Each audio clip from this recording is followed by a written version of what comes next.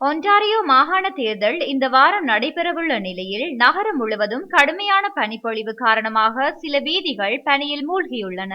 இவ்வளவு நீண்ட இடைவெளிக்கு பிறகு 140 ஆண்டுகளில் முதல் முறையாக பிப்ரவரி மாதத்தில் தேர்தல் நடைபெறுகின்றமை குறிப்பிடத்தக்கது. எனவே கடுமையான பனிநிலையால் வாக்களிப்பு விகிதம் குறையுமா என்பது கேள்விக்குறியாக உள்ளது.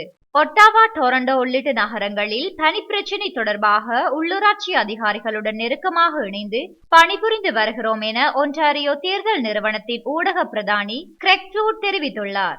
வாக்களிப்பு மையங்கள் எங்கு அமைந்திருந்தாலும் அந்த இடங்களில் மக்கள் எளிதாக அணுகக்கூடிய சூழல் உருவாக்குவதற்கான ஏற்பாடுகள் செய்யப்பட்டுள்ளதாக தெரிவித்துள்ளார். வாக்களிப்பு மையங்களுக்கு செல்லும் பாதைகள் சுத்தமாக இருக்க வேண்டும் என்பது முக்கிய முன்னுரிமையாக கருதப்படுவதாக டொரண்டோ நகர நிர்வாகம் தெரிவித்துள்ளது.